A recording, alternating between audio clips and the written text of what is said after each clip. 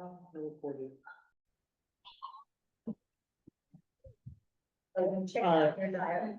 everyone. I'll stand up here. Hi, everyone. Thanks for coming to the June 11th teacher meeting. I'm Brandon. I'm coordinator for Davis. We have people here. There's also people on Zoom with the report. That's the right thing. As you can see, we have an agenda here. This bill is 2 presentations. Our second presenter should be here by the time their time comes up. But we'll start with some introductions. We have topics, we'll see where that takes us, and then we'll move to Sydney's presentation about who we see on behalf of WeaveGrid. So you can start with intros by everyone. And I don't know if anyone cares to introduce themselves. Well, I see a couple of new faces here. I'm just saying that. Right. We're in the witness protection program, but I can give you our witness.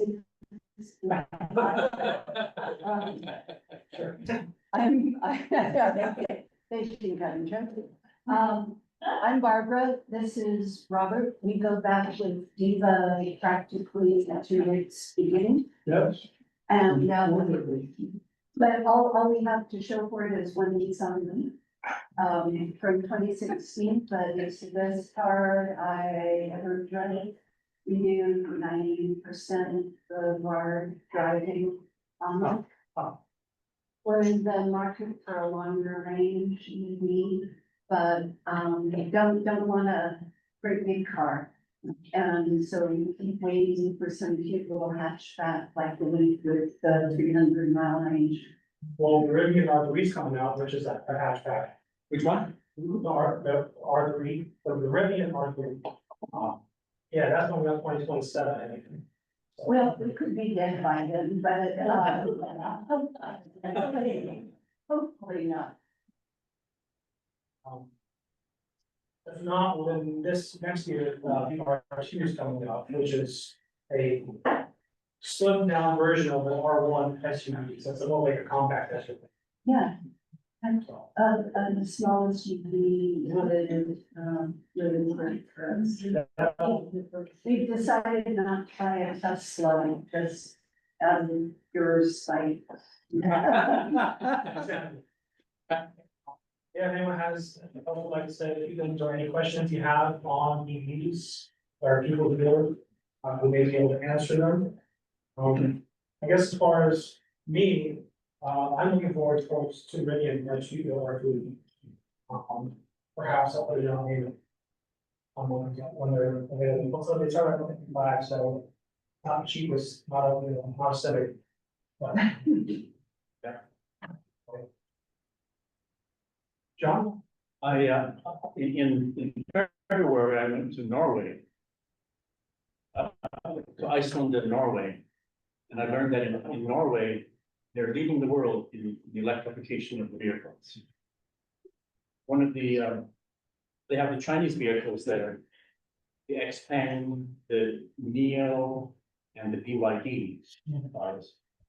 They're not imported here yet. And one of the staff members at the dealership said that in Norway, 94% of all new vehicles are electric. So they are leading the world. Wow. So one thing that's interesting about that, my Leaf is 8 years old now, and the battery doesn't have its original capacity, which never was that much. And I noticed this winter, my range decreased substantially, just because of cold. Yeah. And in Norway, do they just have lots of charging available? So the fact that you're not getting a full battery's worth is fine, or do they have really long range EVs? I don't think so. There's no problem. I've been driving electric since 2014. And what I've learned is you can't be in a hurry. it's a virtue, I think it's a virtue to not be in a hurry. Slow is smooth, smooth is fast. What? Slow is smooth, smooth is fast. There you go.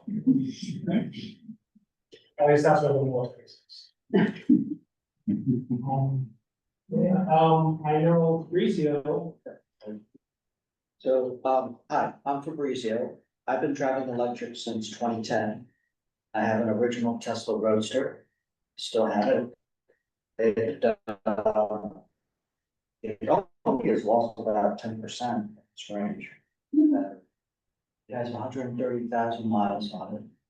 Well, I do not drive it slow. And, but in the meantime, one of the problems with it is that it is a rare car, parts are scarce and hard to find, so I'm not driving as much. In the meantime, I picked up a few other electric cars.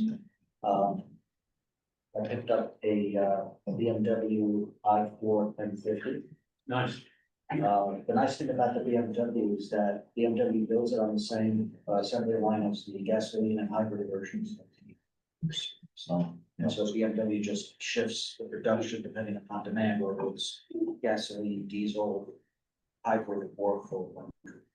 So it drives like a BMW, but it also very low range. And then, right now, the least expensive 100% electric vehicle in the US, sold in the US, is the Chevy Equinox. Which I picked up on the lease for $101 a month. And it has a 319 mile range for electric. 300? 319. 319. It is also compatible on the Tesla charging network. Wow. So that, and then my latest, I was just telling Brad, I got it,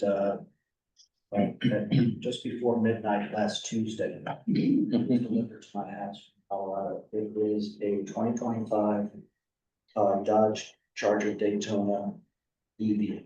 Oh, wow. How many cars do you have? Going to my insurance company, I have 7. Wow. One of them is for my son, was my son's, he's in Arizona. And the other 2 that I have are the Cadillac DLR plug-in hybrid from 2014, and my one gasoline vehicle, 2019 Alfa Romeo Stella.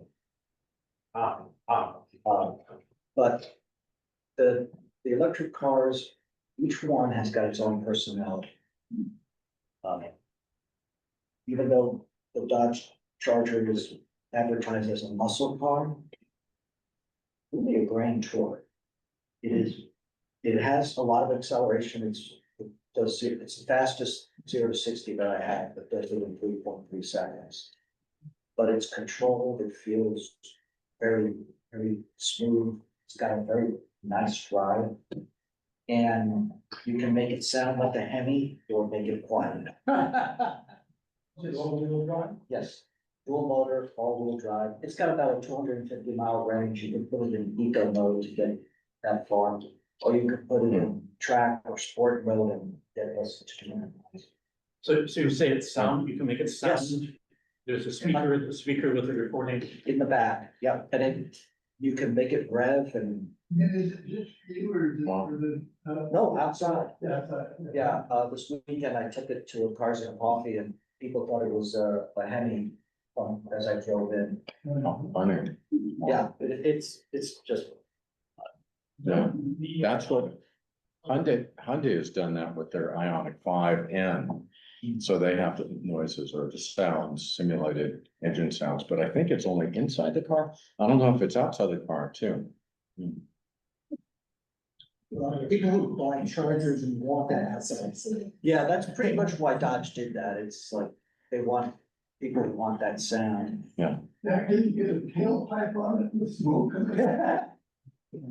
Well, they're supposed to be making a gasoline engine version, a hybrid version, and a four-wheel version. So one of them's they're gonna have to have tailpipes. You know, the Porsche Porsche Taycan comes with an option to make it sound like a spaceship almost. Well, the BMW, only on the interior, has a sound like a spaceship that was, composed by Hans Zimmer. Well, one day, real quick, if you haven't signed it yet, we appreciate it just so we can keep track of who comes or people. Alright, thank you. If you, we would also add you to our EV list so that you can hear about more events kind of our September 28th EV Time Pavilion. Which will be a big, EV fair featuring, beyond EVs, also like, microtransit, like e-bikes, at the Davis Farmers Market, Pavilion. So, we'll talk more about that. We'll get this with you. Okay. Does anyone else have any questions, comments, thoughts on the EV market as it stands right now? Yeah, I'd comment. Brandon, about 3 weeks ago, I got a Hyundai Ioniq 5. And my observation is that they're offering really good deals right now. If you're interested in that particular car, they were offering $7,500 off, and then they added, I think, even 1,000 on top of that, and then they included a charger. So I just had the charger installed in my house today. They gave you the charger, you have to pay for the installation, and the installation was about $1,500. But I think a really good value for the car that they're selling. Yeah. And it has a 320 mile dash, and it's 2-wheel drive. Yeah. What dealer? Vacaville. Oh. Yeah, Vacaville Hyundai. Yeah, very friendly. Yeah. One of the things that I did, reason why I had so many is that I tried to get some of the electric cars before the incentive goes away. Right. And one of the things that I did, reason why this car came from Colorado was that I was searching the internet to see what were the best deals, what dealers were offering deals, and there were some manufacturers offering incentives. Mhm. And doing that shopping, I was able to find the deals and then check with the dealer to make sure that the advertised deal was really in place rather than, oh, well, that doesn't apply and this doesn't. Right. So I think we'll move forward with our next item on the agenda, which will be WeaveGrid. Sydney, I don't know if you wanted to share some slides or if, there you go. Yeah, perfect. Hi, everyone. I'm Sydney. Also, if you're installing EV chargers at your principal residence, note there still is, or at least for now, a $1,000 federal tax credit you can take advantage of, or up to $1,000. So check that out if you're getting chargers put in. Cool. Let me share my screen. I can also link that tax credit there for y'all. So I'm Sydney. I drive a Hyundai Kona EV for the last couple of years. I feel like it's relevant to say with the introductions here. I drove a Prius in high school, college, post-college, and then it drowned in Hurricane Harvey in Houston. And then I moved to Australia for several years where there are fewer EVs, but when I came back to California a few years ago, I got the Kona. But I'm really excited to be here today. Thanks so much for having me. I will talk to you a little bit about a software company called WeaveGrid. So I'm a program manager there. I manage 2 of our California programs and 1 up in Oregon. And basically, WeaveGrid is a software company that exists at the intersection of utilities and car manufacturers. And we kind of exist to facilitate that electrification of transportation and to enable a kind of digitized and decarbonized future. So basically our co-founders realized, as you know, probably many of you are familiar with, the new form of transportation as it becomes more electrified is it's a very different thing for our current infrastructure and for utilities to support, just given the massive amount of load and strain that puts on the grid in different ways, both at a bulk system capacity generation side, as well as a kind of more lower level distribution impact. And kind of the value WeaveGrid provides is largely around that lower level distribution impact. So basically, we partner with both automakers and utilities. We are a venture-backed software company. We have funding from Toyota's Growth Fund, Hyundai, Kia, Salesforce, Edison International, etc. And then we are an authorized partner with many of the leading OEM brands, both on the vehicle and the charger side. And so we leverage these authorized integrations with these partners to manage vehicles' charging schedules such that they reduce the impact on local infrastructure, thereby saving everyone money by deferring distribution equipment upgrades and lowering kind of rates for everyone by increasing kind of the utilization of the existing assets and deferring kind of costs. And I know we were just talking about Rivian a few minutes ago. One exciting thing to note is just 2 days ago, we announced our partnership with Rivian. It's now official.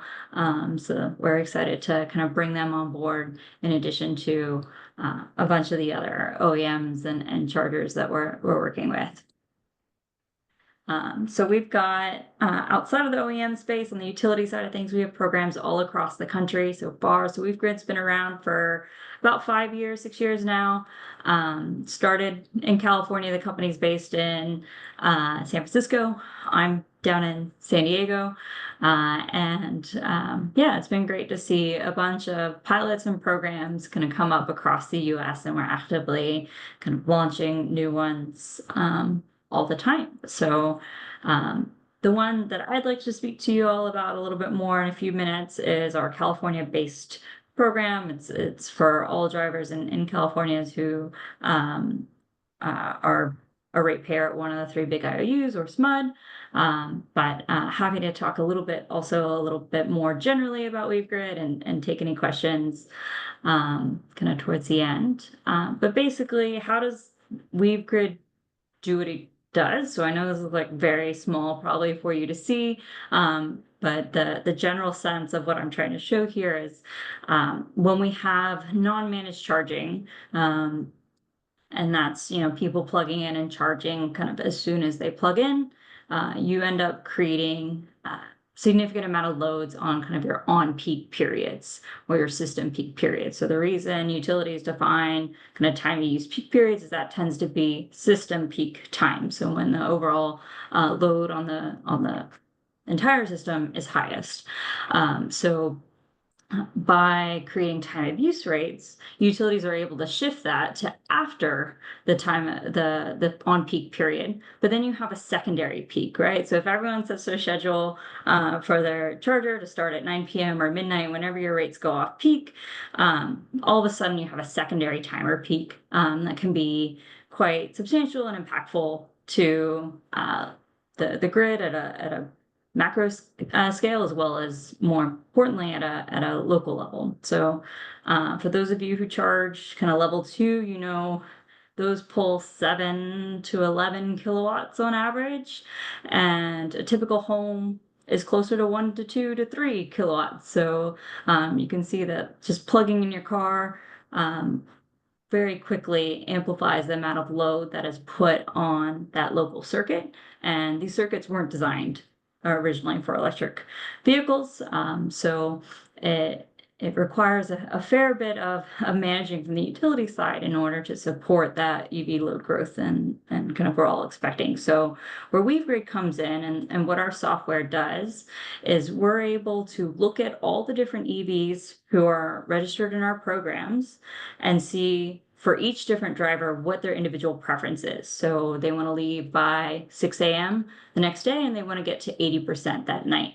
And by looking at all the different drivers, as well as the on-peak and off-peak rate periods, we're able to spread out those charging sessions such that we lower that overall peak, either on a bulk system capacity or on individual circuits. So we'll work with the utility to understand for each household that registers, what is their local service transformer or feeder, and kind of balance out the load on each of those different assets.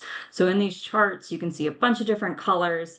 Each color represents a different vehicle that's plugged in, kind of in a specific case study that we've done with another utility. And you can see by kind of applying our software, we're able to lower that incidental peak significantly and still keep all the charging done by 6 a.m. when drivers are keen to go. So kind of that's where WeaveGrid comes in, and that's kind of the value that we provide to utilities. So as a company and as a business model, we sell our services to utilities to run programs on their behalf and to manage load and kind of provide full distribution and bulk system value to the utility. And we run those programs by recruiting drivers and giving them incentives to join as well. So that's kind of WeaveGrid overview. The specific program I wanted to talk to you all about is our Redwoods grant. So WeaveGrid and several other companies won a grant from the California Energy Commission about a year ago that exists to promote several of these kind of different options to optimize scheduling charging for EVs and EVSEs according to customer needs and grid signals. So as we were saying, so as part of our program, which we call ChargePerks California, we have developed a system to manage customers' charge. We're looking to enroll 4,000 EVs or EVSEs with looking to recruit a significant portion that are from disadvantaged communities, as well as who will be on dynamic rates. So that's kind of SCE and PG&E customers that have access to that dynamic rate option. So for kind of what individual participants can expect as a driver, we have kind of a whole enrollment flow that you can go through. So I can share the landing page with more details about the program as we go. So you get $50 just for signing up and staying connected for 2 weeks. And then, in the most extreme example, you can save up to $700 a year in charging costs if you're switching from on-peak to off-peak. Most people, especially in California, who are paying California rates are already not charging on peak, but you can still see a fair bit of savings just from ensuring that charging happens off peak, and it's easy set and forget. So when the utility, if they do change their periods or kind of different super off peak windows, we'll keep that updated for you. So to enroll, I'll share the sign up link in a little bit, but basically you provide your vehicle or charger information, and if it's eligible, you'll be able to connect your device so that we can send those schedules over to you. And then you'll be able to set your preferences. So you say kind of what time do you want to leave each day? It can vary by day, or you can set a flat time for every day. You set your target battery level. So this pulls directly from your Tesla app if you have a Tesla, or you set it in this app if you're using a charger to connect to the program.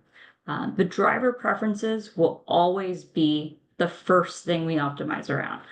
So we will make sure that your car is charged and ready to go by your ready by time, even if that causes a slightly higher incidental peak. So the preference is always the driver. We leave the driver always in control. So you're able to override our schedule at any time by kind of texting a number to say charge now, or going in through kind of our dashboard. So you'll have full control. And then kind of one other kind of nuance, we don't ever throttle the charging. So it's really an on-off. We might break up the charging into kind of different periods. So if you have an on-peak period from 5 to 9, but not before 5, and you plug in at 3, we'll charge for 2 hours and then continue charging after 9. But we'll never reduce that charging speed.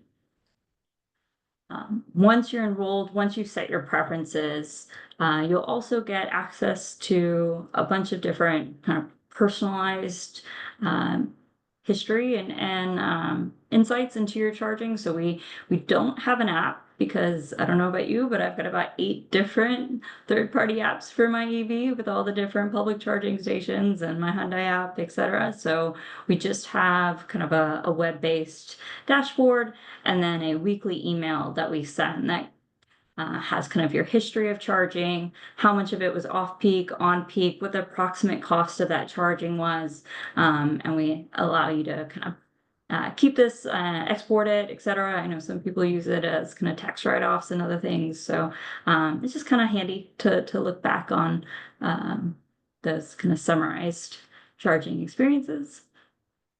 And then we, remain really much in active communication. So once we schedule that charge for you, we'll tell you your charge is scheduled. You'll be at your target by this time. You can always reply by charge now if you want to override that and start charging immediately. And you can update those notifications if you don't want a daily text every time you plug in. And then this is kind of a generic overview of kind of what that weekly home charging summary looks like. That continues further down where you can see kind of more info. Right. So that's my little spiel about ChargePerks California and WeaveGrid. Happy to share around the link later if you're interested in joining, but also happy to take any questions or talk about software managed charging or what the space is like now, etc. I have a question. Yeah. Is there some gadget we need to attach to our charging station so that you can control it? There isn't, but there's only a few charging stations that we currently support. So right now, any Emporia, Wallbox, or ChargePoint charger is supported. And we're working on additional connections, but right now, those are the only chargers that we support. If you have a Tesla, we can communicate directly with the vehicle, so it doesn't matter which charger you're using. But for any other vehicle, right now, you need to be in one of those chargers. Like as I mentioned at the start of this, we just announced a collaboration with Rivian, which will be a direct in-app enrollment within their Rivian app. We have funding from Toyota, Hyundai, Kia, so I think you can directly infer that we will also have similar capabilities very soon that we're building out with them. They just announced their funding with us at the end of last year, so it's just taking a bit of time to build out the connections there.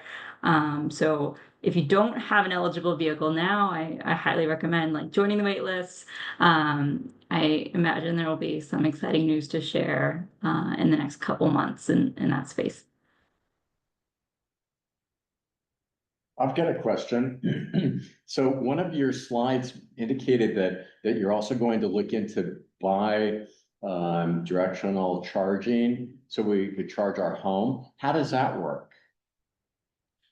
Good question. It's a question that many people in the industry are talking about, and hence why the California Energy Commission has kind of funded not 1 but 2 grants with WeaveGrid to look into this. So for those Redwood programs, we don't have a specific requirement to do bidirectional charging. It's in there to support it once we have the capability. But we have a second program that we just got funding for from the CEC as well, that we're partnering with SoCal Edison, that will have 20 bidirectional chargers, as well as a workforce development portion to get folks trained in installation and maintenance of bidirectional chargers. What does it mean by bidirectional charger? What does that mean? So that means using your car. In my instance, I've just got this new Hyundai, right? And so I can pull energy from that Hyundai to power devices within my home when my electricity goes out. And that's one of the reasons that I looked at the Hyundai products or the Kia products, right?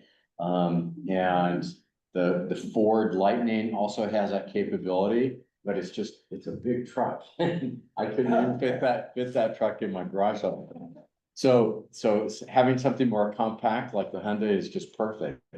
But there isn't a way, I was told by the electrician today, they don't have the software currently where I can just have these circuits dedicated as those important circuits I'm gonna operate in my house when the electricity goes out. Because I need to have the hot water going, I need to have my Wi-Fi going, and I need to have my refrigerator going. I mean, those are the key things. And I think my Hyundai can do that. My Ioniq 5 can power those three devices simultaneously and give me about 5 days worth of power. But I need that software to be able to tie that energy into my panel. Otherwise, I have to use an extension cord from the car and, you know, have that go to wherever. Basically, there's kind of, you can think of bidirectional energy in three different layers is kind of how I think of it. There's vehicle to load, so that's using your extension cord, that's plugging your laptop into your Rivian, et cetera. That requires no interaction with your utility or changes to your panel. The second level is vehicle to home. So that's kind of what you're talking about here. That's what the Ford Lightning does. That's if you have an actual outage and your home is isolated, you can provide energy back from your vehicle to your home. That does require an interconnection in California with the utility to make sure that those kind of isolations are in place, that you're only providing during kind of outage scenarios. The interconnection process is a bit ambiguous, time consuming, a bit expensive. You can see like the Ford Lightning has additional equipment that they install with that kind of vehicle to home backup system that's in the several thousands of dollars. And then kind of the third level of vehicle to bidirectional charging is vehicle to grid. So that's while you're still connected to the grid, while everything's up and running, you're able to export energy back to the grid. And so that's where you're getting into kind of a price arbitrage world if the utilities allow it. So you're exporting kind of like you would with your excess solar or something like that. Right now, that's further off. You again need an interconnection. You need an export rate, which most of the utilities do not have one published and approved yet. And then you would want a rate that makes it advantageous to sell that excess energy, which a lot of the early rates that I've seen are not in that space yet. But if you were in, Texas or had more direct access to the wholesale market or participating in a program like the emergency load reduction program where you get paid a fairly significant amount of money by participating in specific events, it might make sense.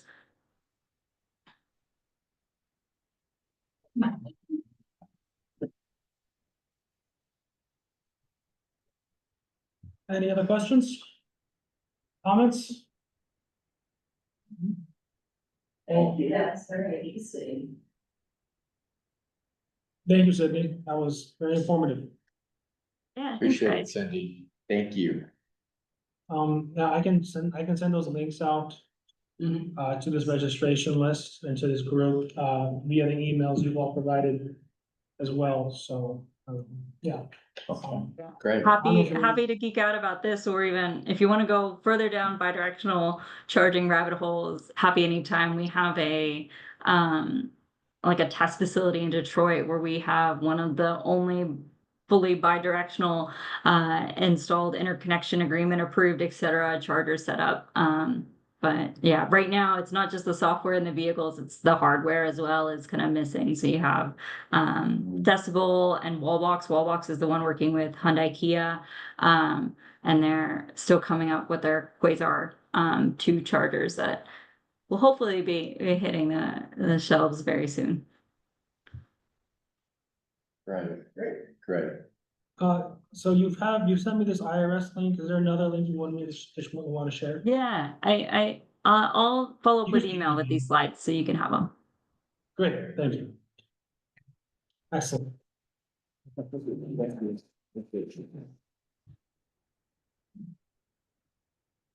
And so.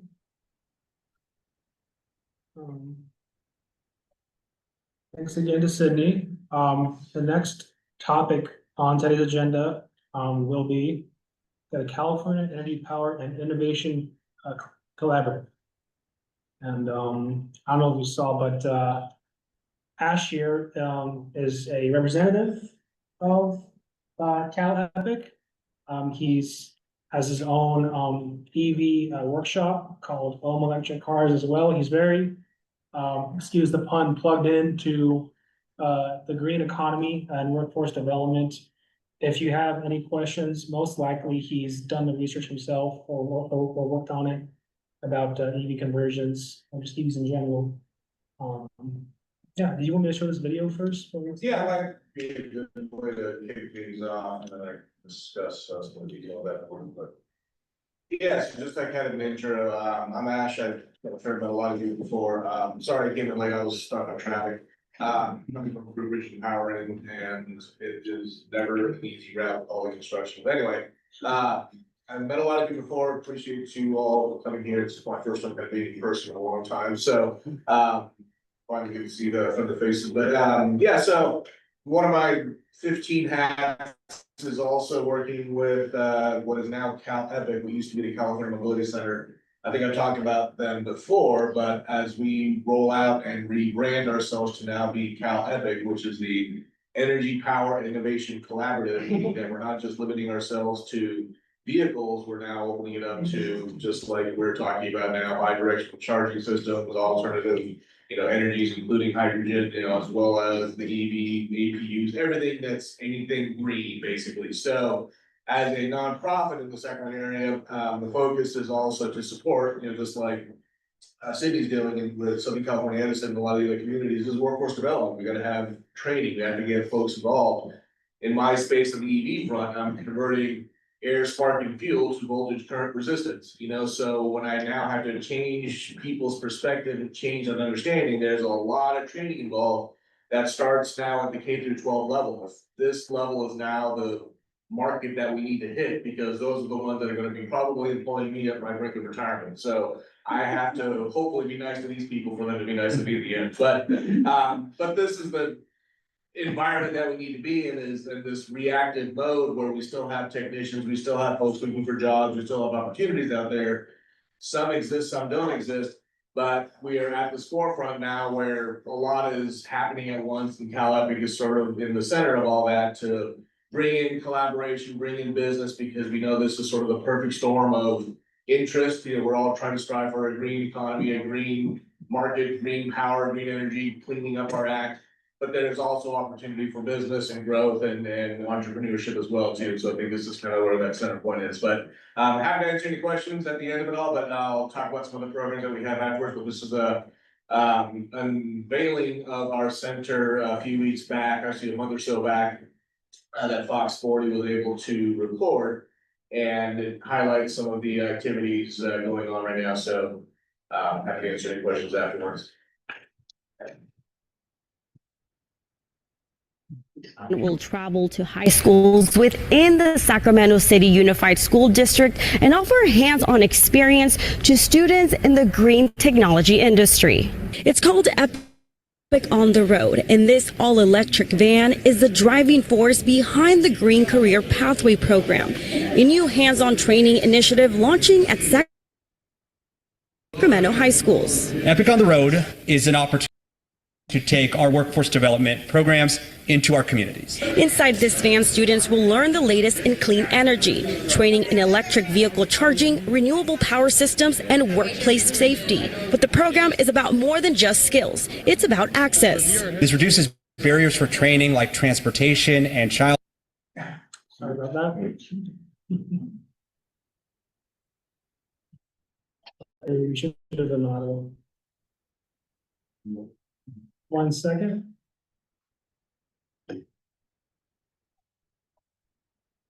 Childcare, and gives more people a chance to learn the skills that are necessary to be a part of the energy and transportation industry. The program gives priority to students experiencing homelessness or facing other barriers. 64 and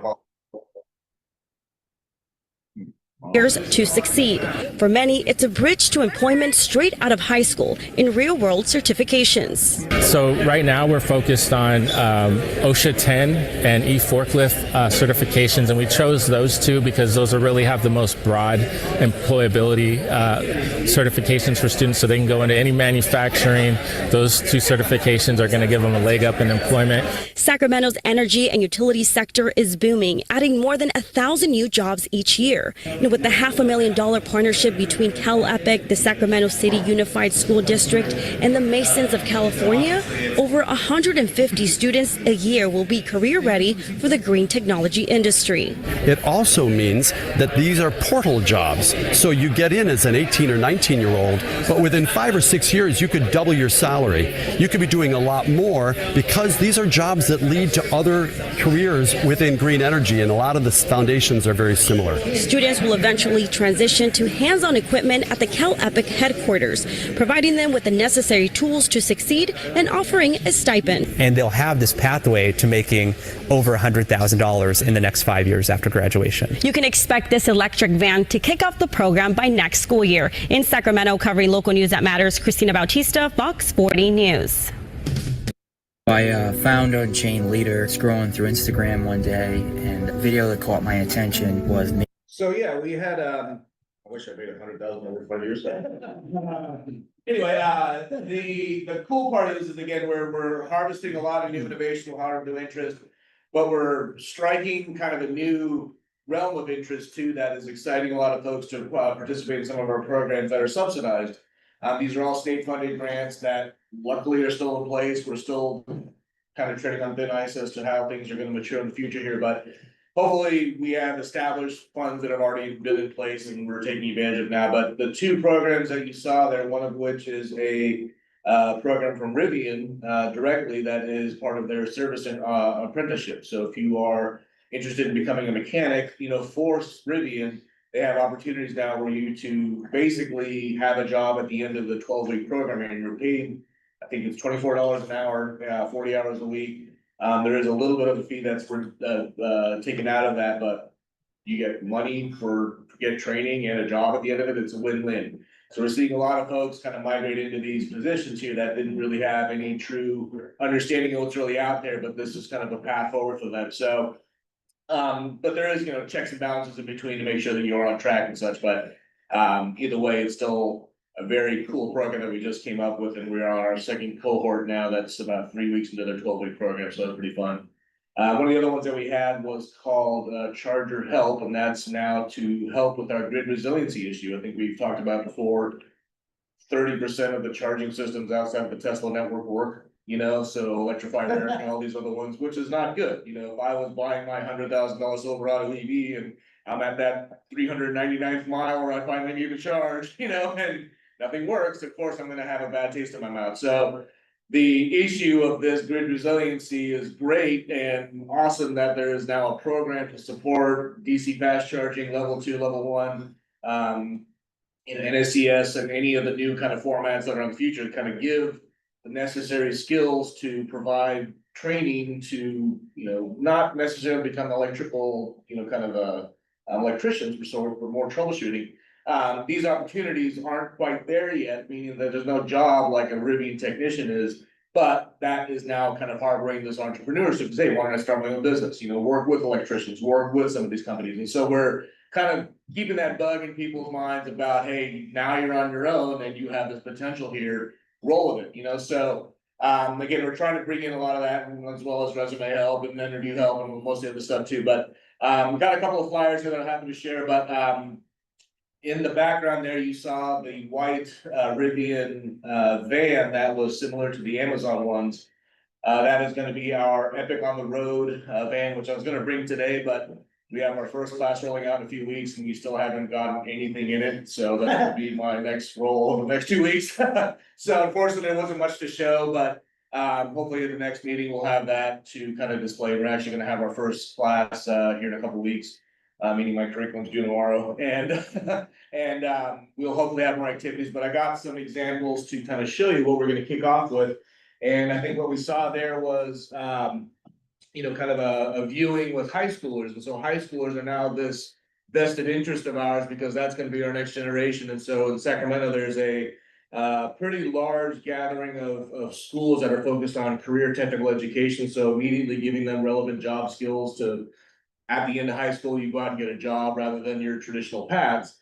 And we're finding a lot of success with these types of programs for kids who just don't get the traditional program, or they don't have, any success with the common way of going through school. So giving them the skills, giving them the hands-on opportunity has really kind of given a lot more opportunities to kids. And so we're trying to roll out with that kind of hands-on experience with this van here and really kind of show off some basic technologies through STEM kits. And I'm not sure if anybody has seen these before, but these are widely available from Amazon, Target, whatever. But these are basically little wooden trinket kits that now have a small display of some of the technologies we're going to be talking about, which I'll open up in just a second. But we have wind, we have solar, we have DC motors, which again represents kind of electric vehicles. So a curriculum that I've now put up kind of establishes these technologies, but just hints towards, kind of a new way of thinking to help us understand, how this really gives us the opportunity to make our environment greener, like electric motors are now using batteries for energy storage instead of fuel. So we try to make these correlations that are a little bit more understandable, but at the end of it all, to get a little widget to play with. So, really kind of fun, and hopefully we'll see, a lot more of this activity levels. And so as we grow with these curriculums, as we mentioned too, for some of the young adults that are over 18, OSHA 10, OSHA 30, no matter where you go, no matter what you do, until OSHA gets doged, we're now hopefully going to have an opportunity to learn about the basics of safety and occupational safety and health. So regardless of what industry you go in, the same principles apply of carrying this mentality in wherever you work. And so I certify programs for folks who are interested in doing that, but then again, that gets your foot in the door.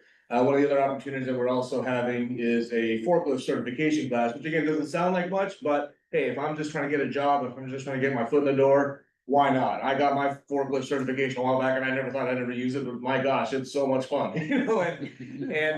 but it does, again, it gives you that opportunity to put an extra feather in your cap, why not? So we have those going on too. So anyway, we're rolling out with some more of these programs in the future here, along with sponsorships from, companies like Rivian and Charger Health. We also have the innovation side now that's coming in, where we have companies called, one of which is called GenCell.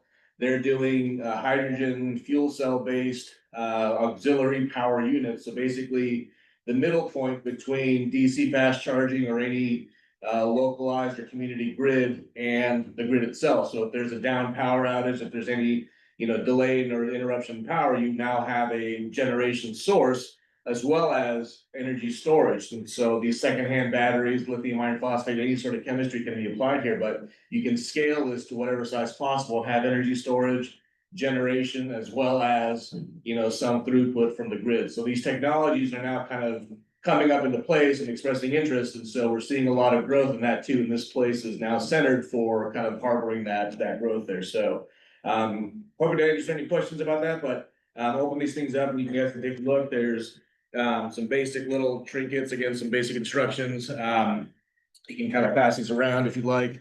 But yeah, just again, little fun toys that people get to walk around. I think we had one class with a bunch of folks that are like above 45 in the 50-ish range. And so they're already exhausted at work. And an hour later, they're outside in the sun trying to find the patch of sunlight to get their solar system to work. So it's really kind of fun to, kind of wind down and play with some stuff. But happy to take a look at these if you'd like and pass these around if you want. But otherwise, I'll be around for any questions. Feel free to have some flyers if you'd like some more information. There's some QR codes if you have family members that are interested. I'm happy to answer any questions there. But this is going to be hopefully our center point for innovation and growth in the green space. So hopefully we'll all have you out there one of these days for something. But Thank you. Cool. Yeah. Well, I do have a family member who doesn't know he should be interested. We'll see a lot of those. A lot of people dragging their kids by their ear. You need to be here right now. Right, exactly. Exactly, but he's out of high school. Okay. And he goes into the Sacramento. Yeah. So where is your target? Is there anything like that in the area? The Bay Area, not that I know of, I mean, the Bay Area seems to be kind of in a whole different bucket where the companies themselves offer, you know, so they're the ones dissipating their funds, probably for tax reasons, I'm sure, but. I haven't seen too much localized, kind of efforts in like one solution like we have over here where companies come to us, we're not going out to them. I don't know of anything, but I can certainly kind of dip my hands. I know there's like kind of after school programs, things like that, but nothing mature enough to be called an actual workforce development program for what I understand, but we've been approached by a lot of Bay Area folks, you know, Rivian, for instance.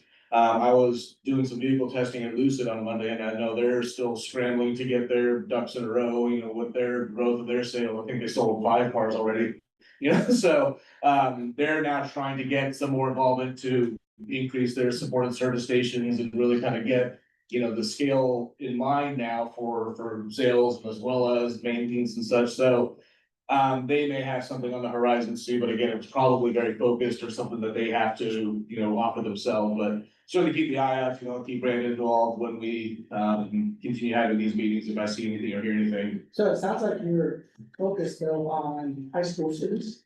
It's right now a focus, it's not the focus, you know, we had, I think a few years back, I think I might have mentioned in an earlier meeting, we had a program called ZC, which was zero emissions vehicle sustainability, equitability, education, and diversity.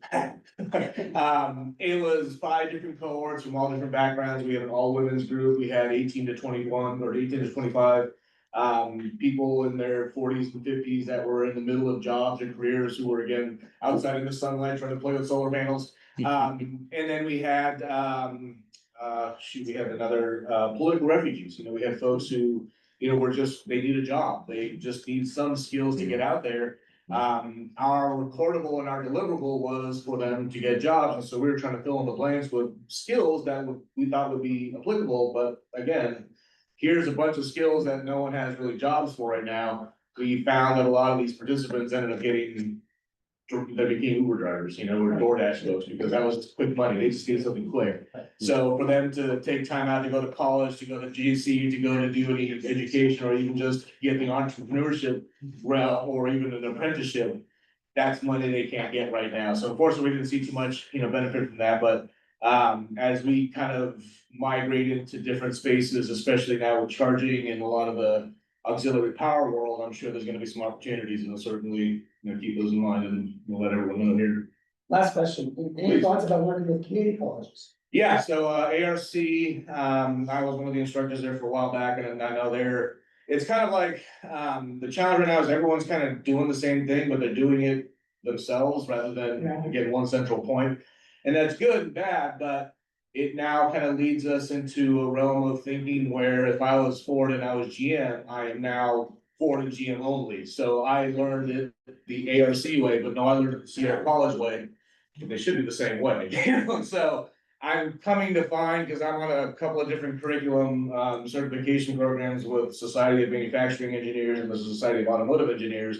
One's manufacturing based, one's engineering based, but they're both doing EVs. Why do we need 2 separate certifications? Well, again, the granular level details are really what justifies you, but if I was an employer saying, well, you have SNE and you have SAE, I don't know, are you Ford or GM? You still take me from A to B, right? So this is now gonna be the concern. So at the community college level, I'm kind of seeing what the flavor is and what routes folks are going, but a lot of them are now integrating solutions that a lot of these kind of tool companies are even putting together, like Snap-on, you know, since they already sponsored community colleges and a lot of the garages, they have their own EV program, you know, which happens to come with $100,000 worth of tools, you know, so they have their own kind of path, and so a lot of companies are just saying, we just need something turnkey, and let's find something now that we can just roll out with.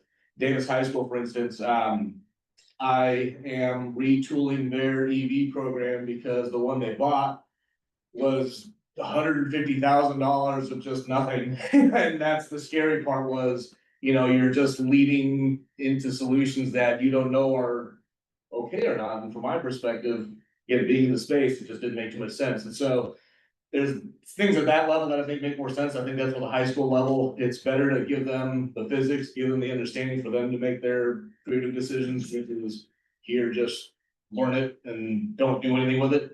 So I think the high school level gives us that opportunity, especially with projects like this, where they can easily roll out with, content, but then do something at the end of it all to show it all. Yeah. Question. I talk a lot, so. In your presentation, you mentioned something about charging stations and the number 30%. Yeah. What was that? So I don't know how recent the statistic was, but there was kind of a California-based statistic that 100% of the charges, this is of course outside of the Tesla network. Tesla is the Apple of the charging world. The droids, that's all of us. In the other networks, EV America, EVgo, Charge America, blah, blah, blah. All the other ones have a 30% reliability factor. So the 100% of folks that come over there, only 3 out of 7 or 3 out of 10 actually are successful charges. The other 7 are either a carb issue, a grid issue, a hardware issue. I mean, there's multiple variables into place here, but that's still 7 opportunities that aren't. That hasn't been my experience. Well, right, so that's individually. I mean, that's again, at the global level, this is what has been the average. And again, I don't know how recent it's been. I'm sure things have gotten exponentially better. But this could have been as soon as last year, I think it was, that was. You have some reference for that? I don't, again, this is what, I'm not stating that as a hard fact. It's again, probably changed, but it's not 100%, it's not 90, but it's definitely not 50. It's in this kind of range where it's still a question, and that's still kind of causing this uproar in the charging infrastructure world. Yeah. And I think included in that is just not being able to access, so all, you get there and all the chargers. Right. That could be the case, yeah. That's also. So I probably need to remind myself of those details there, but yeah, I knew there were some other variables there that made more sense in that, okay, that kind of equates to less charging, but availability, as well as accessibility. And then also expectations. People still think that, I'm able to get 150 kilowatts out of this thing. Well, no, it's a function of your battery. It's not what you can, I can put a fire hose in my mouth, but I won't be able to drink it all, so, that also was part of this effort too, is to kind of set expectations, really kind of set the understanding where, again, if you are confronted with these dilemmas or questions, you at least can make a more informed decision. And for me, it's more of a safety thing. I can't just open my hood and say, oh, look at the orange cable. So that's also kind of my train of thought with OSHA 10, for instance, where there's nothing really specific to the EV realm that I'm now trying to roll out with for understanding how to work with batteries, connections, things like that. So yeah, a lot going on. I've been driving electric since 2014. Yeah. And my first car had a 70-mile range. Yep. Well, I mean, look how much, it's 10 years, look how gone, we've gone from 40 miles to 400 miles, What I learned was that I can't be in a hurry. And that sometimes you have to make a sacrifice. Yeah. If you want to save the planet, we have to make a sacrifice sometimes. Tell a fleet that though, tell a fleet owner that if I have my operators telling me, hey, my truck isn't working, meaning I can't do what I'm asked to do. My boss telling me, hey, your gas prices and your oil prices and your I'm maintenance talking fees. about individuals. Right, but this is now the challenge is, the individuals, we have opportunity costs. I can just take an Uber to work if my charging doesn't work. I have an opportunity, but I can't take 15,000 pounds of shackles from my truck and move it into the next one, for it to work. So right now, the challenge is developing this understanding, reactively trying to approach mechanics and folks in the space to, understand the technology, whether it's a Ford or a GM or whatever. These are the physics, these are the safety aspects of it. Whether or not it works for you, whether or not it helps you or not, that's up to you, but these kind of challenges is also perception where pencil and paper generation, iPad generation, there's still kind of this split point too, where mentally folks are still trying to understand, what do I need to do to compromise? What do I need to do to change? If I'm willing to accept that or not, that will propel me to buy an EV or not. Also, I recently returned from Norway. And they are leading the world, Oh, absolutely, yeah, Europe is. Have you inquired what you can learn from Norway? Yeah, I mean, I think there was who was it, Guy and Yeah, Katrina, I know they had some, I think there was an EVS conference a few years back that they went to that highlighted a lot of new technologies. Of course, a lot of that has migrated into what we see now in production, but you know, a lot of the software changes, a lot of the hardware changes were shown here, but yeah, I mean, it was really kind of a showcase of their infrastructure. I mean, there's no way around how much more evolved it is. You know, and that's, I don't know the why or how it happened, but it's great that they're on the way. But yeah, I mean, there's certainly a lot we can learn from them. Right. Yeah.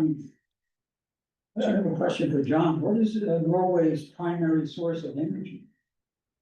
I'm not sure. Probably hydro.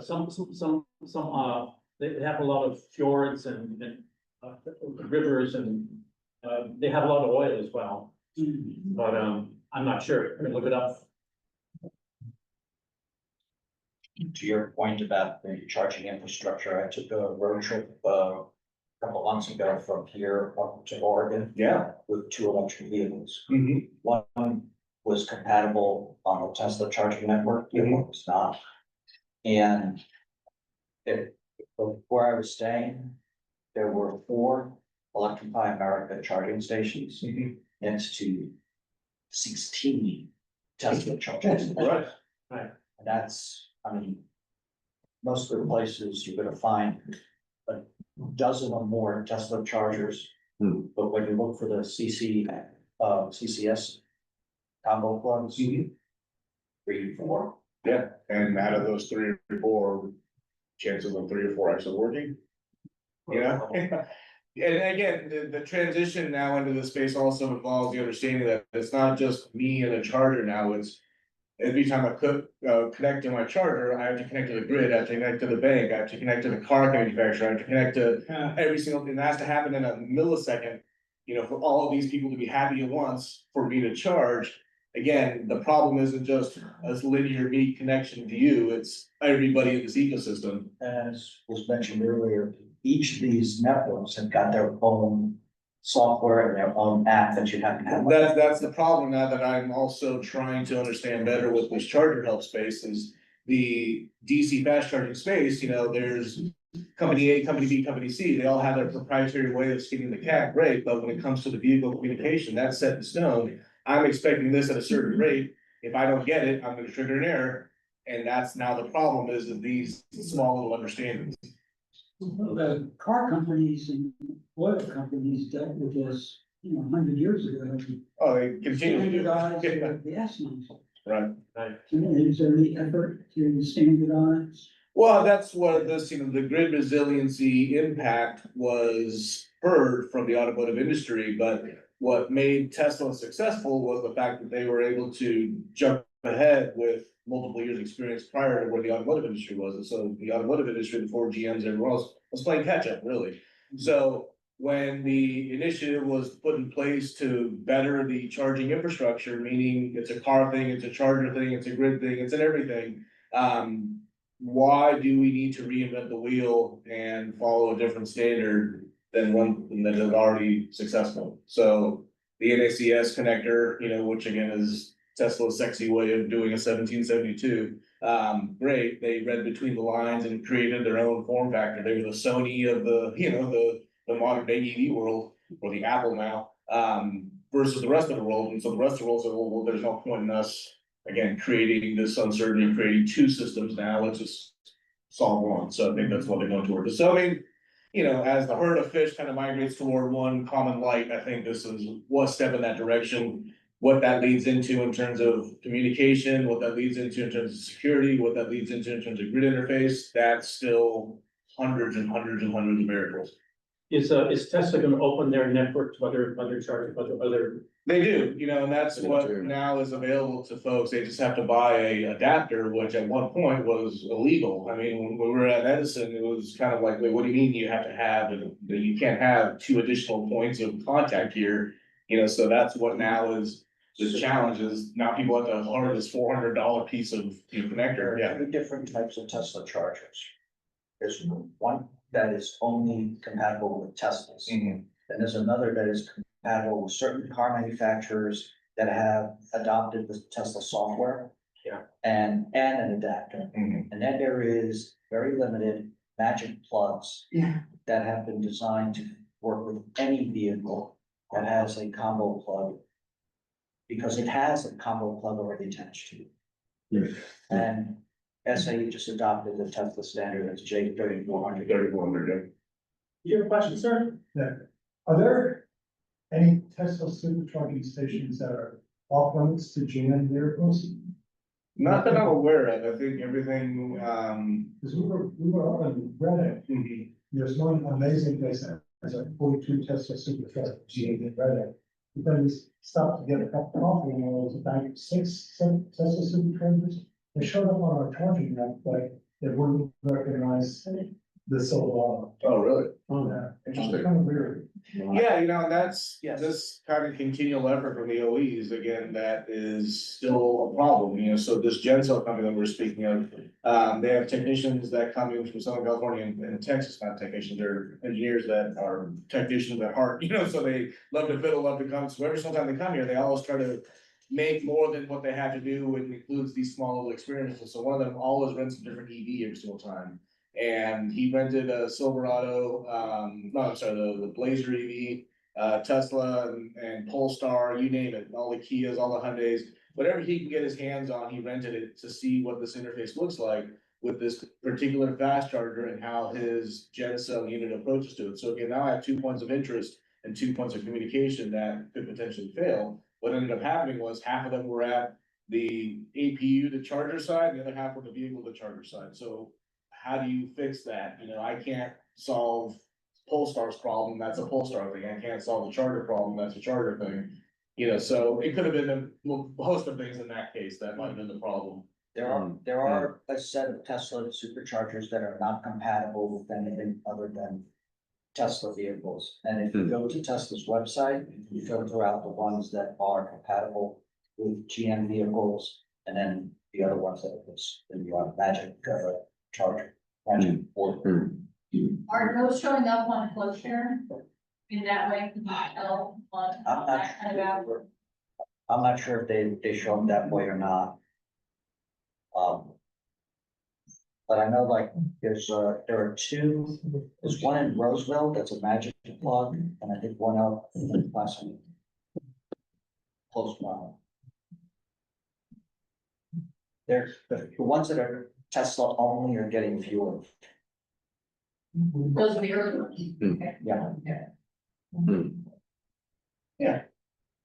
As far as the student training, what entrance qualifications do the students have to have? They just have to be willing to learn. I think we have a lot of folks from different backgrounds and different kind of learning styles and things, and it's really just, you know, their eagerness to understand and really just do the basics. Math, you know, we just expect basic multiplication, addition, you know, so there's a little bit of a test that we provide.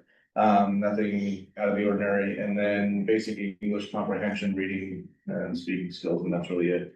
And again, that's not a deterrent. We see a lot of folks who have English as a second language, so we try to work with as much as possible, especially like even the WeaveGrid program. We had a lot of folks who have had English even as a third or fourth language come in, and you know, it's challenging, but they just have to take a couple of extra minutes to listen. But we just have to know that, so we can take time afterwards, and so that's where the honesty is another thing that we also look for, you know, is, you know, some of that too. But yeah, there's really no restrictions on that, just basic comprehension of English and math. Age? Preferably 18 and up, because of not only like liability's sake, but more just for potential. You know, in the K-12 stuff, of course, there's no real focus on job skills, so we're not teaching them how a hammer works or this works, we're just teaching them basics, but afterwards, we're hoping that the folks that have the intentions of getting a job afterwards, and really the only way into some of those markets is being 18 or up, so like forklift certification, 18 and up, you know, so 18 is usually kind of our starting point. We are running up on time, so we'll do one more question, your question as well? 2 more questions? Yeah. Current difficulties aside for the moment, what is the most persuasive argument for converting from gasoline to electric? In your view, I really just want to keep this car on the road, you know, and that's, I really have a lot of folks I think 1 out of every 20 people actually moves through with a conversion because it's not cheap. The EV lowrider, we have about $250,000 into that car. I have another build that's about $100,000. We're doing one for Davis High School that's about $30,000. So it's not a sport for the timid, but if you have that intrinsic heartfelt value in this vehicle that I just kind of keep it on the road. And I don't want to adjust SU carburetors and timing and things that no more, people can't really do anymore. That would just be the justification. I have a guy that in Sacramento that wants to do a 76 MG Roadster that can't pass smog. It's been in his driveway since '83, and his wife either wants it gone or converted. And he's like, "This is the car I courted you with. This is the car that this is our date car and stuff." And he's like, "Get it out." So every week, do you have space? Do you need space? Do you have space? So that's where you have to have some heartfelt, value in it, but. Those who are looking for something unique or something, out of the norm, those also attract a lot of this. And so, so I mean, that's really kind of the compelling factors is if I have my heart set into it, like if I really want it. Otherwise, if I want to spend that much money on a $5,000 car, I must be doing something right. Yeah. Well, I was just wondering, I just not completely clear about program. Sure. As far as you're talking about kids that are 18 and older, but you're targeting from the high schools. Yeah, so what I failed to mention, there's basically 2 offerings that we have. The first one is what you saw with Charger Help, Rivian, and Forklift and OSHA. Those are the 18 and up kind of job related, skills that we're trying to provide to the community.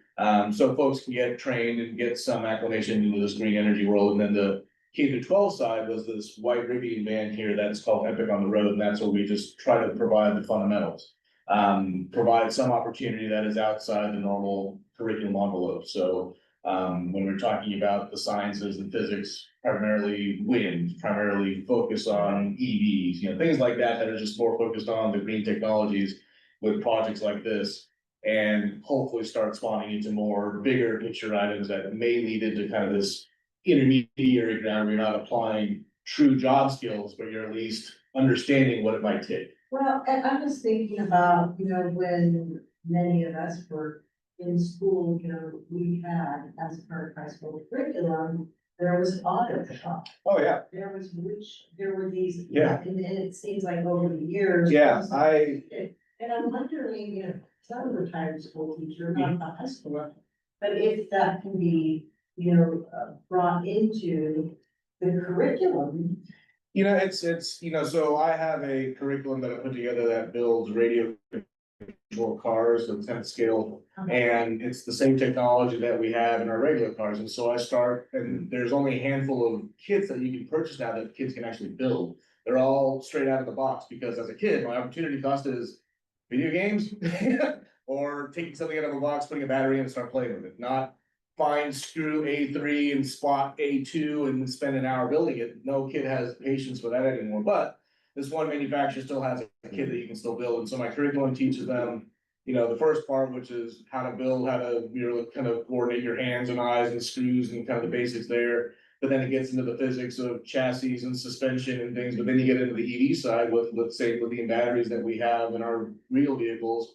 You set your charger to kind of match that.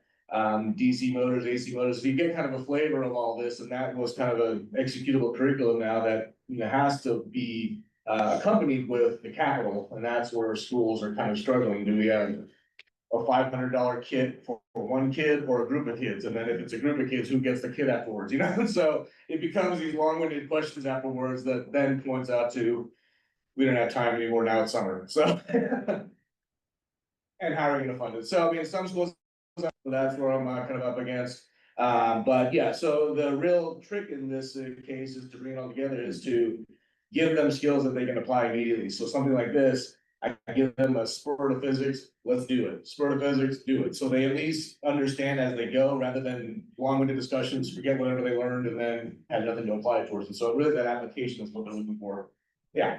So if you buy a $500 kit, you can probably disassemble it when you're done That was the hopes, and so I did And this. nobody gets it, and then the next class gets the bill. Sure. These kids are pretty destructive, like, I'm not gonna lie, so I bring in, I've folks have been to my shop in Dixon, I've got well over 300 RC cars ranging from multiple thousand down to $25, and so I bring in one every once in a while just for fun.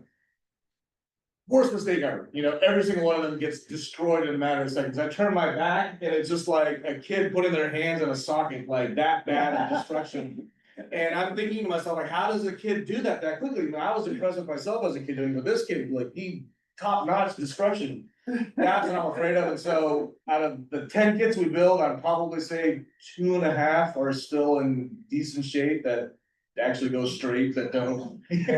But yeah, no, I picked some of the parts, and so I just had stashes and stashes of parts afterwards, but that's the fun of it, if you don't breaking in, you're not trying hard enough. We are pretty much at time here, a couple minutes left. The last thing on today's agenda, besides EV tours, I know some of you have brought your EV, so please check those out in the parking lot after we're done here. Please also, Ash, you're available, I'm sure you have a few more questions. Yeah, I mean, answer some questions, I've got my cards here too, if you guys need anything. September 28th, it's a Sunday, will be the day that we are planning to have the EVs at Pavilion event. We did not have it last year. But this year we are now on the books with the city. The city is a co-sponsor. So be on the lookout. You'll all be added to the EV mailing list. So you'll get more information about this as we start to recruit volunteers. This is a really fun event. Ash was at the last one in 2023. It's a big event. What you'll see here on screen is the site plan for it. This is what was submitted for 2023. We're going with the same site plan for 2025. And yeah, that's just want to put it on y'all's radars. We'll need about 30 people, I think, as volunteers to help attendees and man booths. September 28th. September 28th, that's a Sunday, yes. So, yeah, no need to take any notes now. I'll send out, emails as we progress. And yeah, that's all we have for today. I want to thank you all again for attending. Please help yourself to some more snacks and refreshments. And thanks to Lynn. Oh yeah, thank you, Lynn, very much You're welcome. for providing all the snacks and the space, and John as well. And Lynn's husband, of course, Richard, thank you for making this happen, making this possible. Okay. Yeah, you did that. And thanks to Ash as well. Thank you all.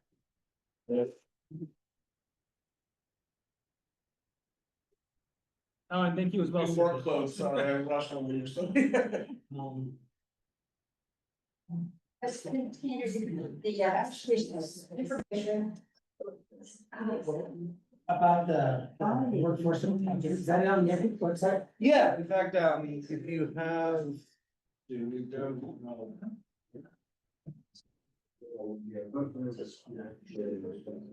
Yeah, website should